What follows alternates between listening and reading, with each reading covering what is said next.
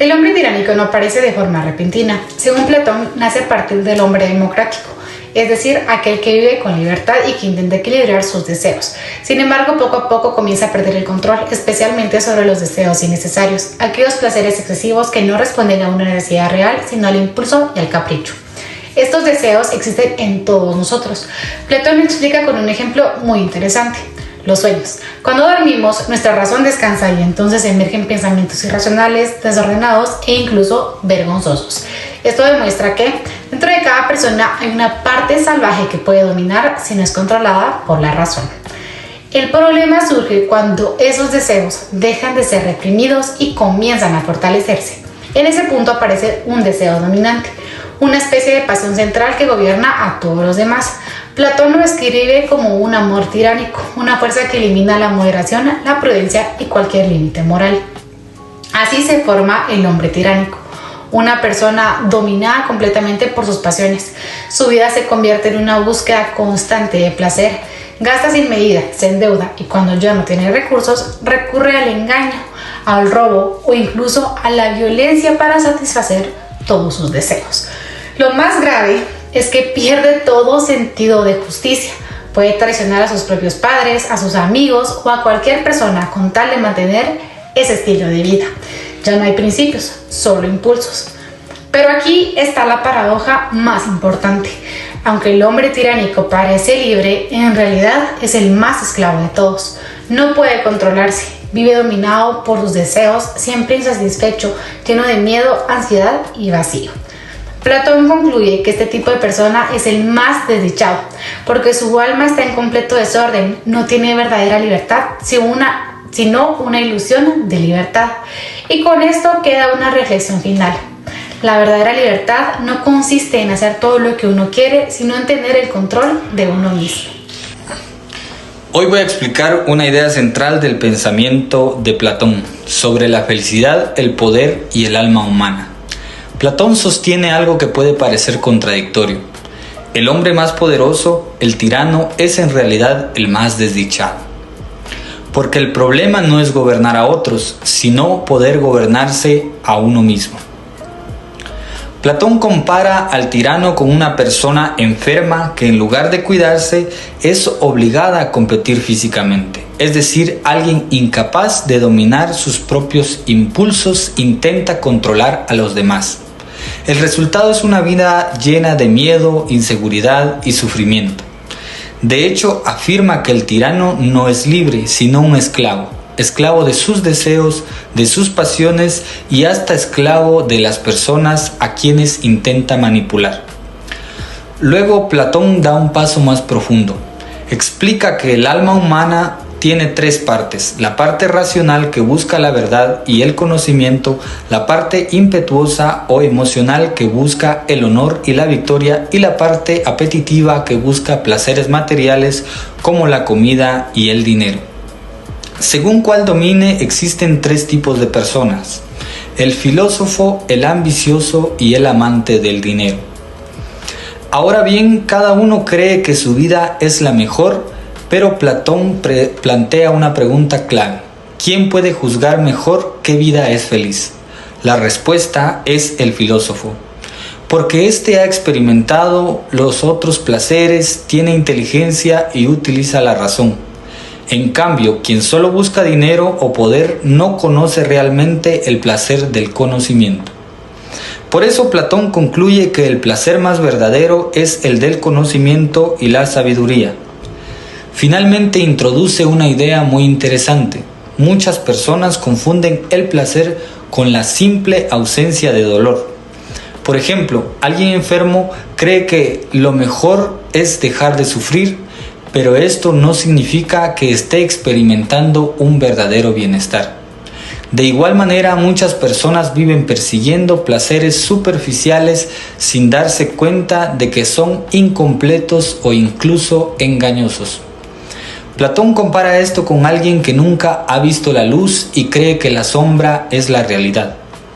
Finalmente, Platón concluye que el hombre justo y racional es el más feliz. El tirano, aunque parezca poderoso, es el más infeliz Y la verdadera felicidad no está en el poder ni en el dinero, sino en el dominio de uno mismo y en la búsqueda de la verdad. Muy buenas tardes, yo les voy a platicar y a comentar de la parte final del capítulo 9 del libro de la República de Platón, en donde principalmente Platón hace referencia a que existen dos tipos de personas, el bueno y el malo. ¿Qué diferencia existe entre estos dos? El primero es que el bueno va a tener un equilibrio interno, es por ende que va a ser justo, mientras que el malo aparentemente, o eso es lo que nos hace ver Platón, va a ser una persona que tiene un desequilibrio en el interior entre sus placeres y la razón, lógicamente prevaleciendo los placeres. Estas acciones más bien podrían tener repercusiones legales. Son los deseos eróticos y tiranos los que más se acercan a esta idea. Platón nos describe en este capítulo que los tiranos conviven constantemente con el desorden y con el placer. Es por ende que están más alejados de la razón y de ser buenos. Hace referencia también a que las injusticias no son nada ventajosas y es todo lo contrario, más bien pues alimenta a esta bestia que existe dentro de nosotros. Mientras que el justo siempre va a controlar a esta bestia. Y todo esto lo resumo en una frase que se encuentra dentro del mismo libro, que dice: el bueno dice la verdad y el injusto siempre va a mentir. Es por ello que el tirano es el peor gobernante, porque es gobernado por los placeres principalmente, y por ende es lógico que va a ser esclavo de sí mismo. Sin embargo, si estos deseos son descubiertos o vistos por otras personas, lógicamente va a ser castigado, lo que aparentemente va a calmar y a controlar a la bestia. Eso en cuanto al hombre malo, al hombre que se corrompe por sus placeres. Mientras tanto, el hombre bueno siempre va a vivir en un equilibrio constante y va a tener paz en el interior. Es decir, y en resumidas cuentas, este capítulo nos indica que lo mejor que se puede hacer es gobernarnos a nosotros mismos. Para iniciar el capítulo número 10, Platón nos hace una comparación con la creación de camas, clasificándolas en tres.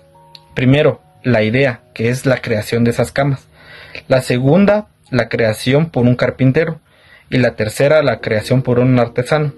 Este último limita al carpintero, y el carpintero puede imitar aparentemente a otras personas o a la idea. Pero esta lógicamente no se va a crear de la misma forma, o todas no se van a crear de la misma forma. Es por eso que Platón en este capítulo nos quiere tratar de decir que en el mundo existen muchas imitaciones que nosotros consideramos o creemos que son originales, pero que previamente han sido creadas por alguien o por algo. Maestro, es un gusto poder saludarle. Mi nombre es Josué Ismael Quiñones Rodas. Pertenezco al grupo número 6 y me correspondió analizar de la página 380 a la 390. En este apartado del libro pude comprender la importancia del poder actuar con justicia, actuar con verdad, con sabiduría, debido a que nos trata de explicar Platón o dar a entender de que las cosas no son como parecen o no son como aparentan. Él hace mucho énfasis y menciona mucho a lo que es un pintor, un carpintero, incluso un herrero, y menciona que el pintor puede hacer que las cosas aparenten lo que son, pero no que así sean.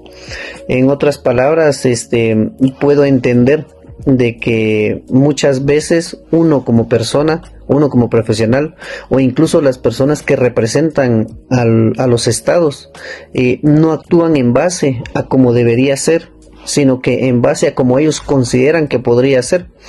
Y tratamos de entender de una forma un tanto amplia la filosofía que en este libro nos transmite. Habla sobre la poesía en sí, pero su mensaje es hasta cierto punto un tanto claro. Nos da a entender de que la sociedad como tal se basa hasta cierto punto en ciertas apariencias que si a la mayoría le gustan, si a la mayoría le parecen, entonces están bien, no porque realmente estén bien, sino porque a la mayoría les parece que así debe ser.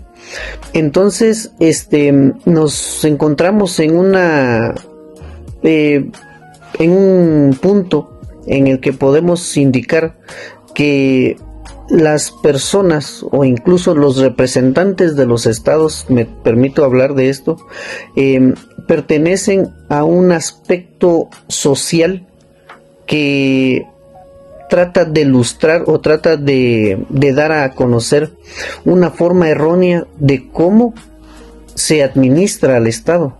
No se enfoca en los principios, no se enfoca en la verdad, en la justicia.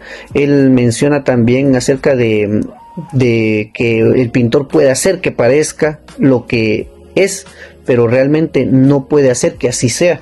Yo entiendo esto como una forma de actuar no acorde a como se es, porque el pintor no puede actuar como un carpintero porque no conoce del todo la materia, no conoce del todo la ciencia. Sin embargo, a pesar de eso, también habla de que las herramientas que se utilizan no siempre son acorde para la persona que las va a utilizar. O sea, las herramientas que se crean no siempre son acorde para las personas que que las va a utilizar, sino que se crea una idea de cómo se podría utilizar, pero no realmente cómo se debe utilizar.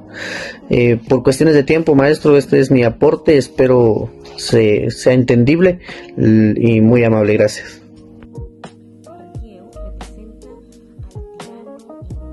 A ese tirano que siempre vivió bajo el mal. Según la narrativa, Arqueo mató a su padre anciano y a su hermano mayor.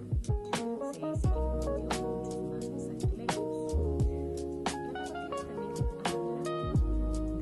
abertura que cogía, que simboliza que no todos pueden tener este privilegio, no todos pueden servir al privilegio al que cogía por motivo y no todas las almas eran compatibles con el bien. Se menciona también Tártaro, el cual funcionaba como un castigo definitivo para quienes no pudieron redimirse, para todas esas almas que nunca pudieron redimirse. Según la narrativa, se está diciendo que el alma no escapa de la justicia. También menciona las parcas, Lachesis, Cloto y Atropo, los que representan presente, pasado y futuro. La quesis recibe a las almas y les presenta las opciones de vida, las opciones de en qué vida quieren reencarnar. Cloto simboliza la acción, es decir, la decisión que van a tomar estas almas para poder ver en qué vida van a reencarnar. Atropo asegura que todo lo que se ha decidido sea irreversible, que no se pueda cambiar la decisión que las almas tomaron. Según la narrativa, la decisión final recae en cada alma. Cada ser es responsable de su destino. Según el libro nos comenta que Dios está exento de toda responsabilidad de la elección que cada alma realiza.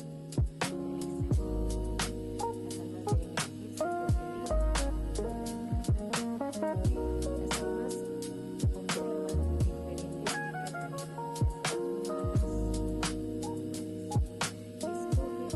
Escogen feos, las almas que quieren, la vida que están dejando.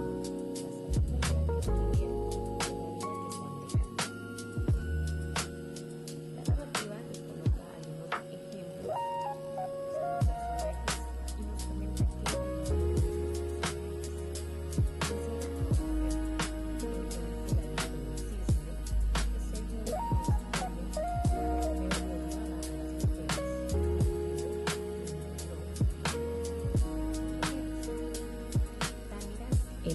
ser un señor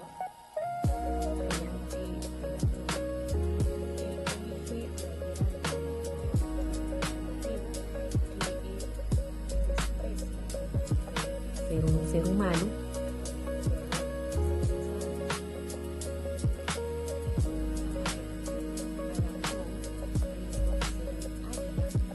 por motivo que su sufrimiento como humano lo hizo rechazar la humanidad.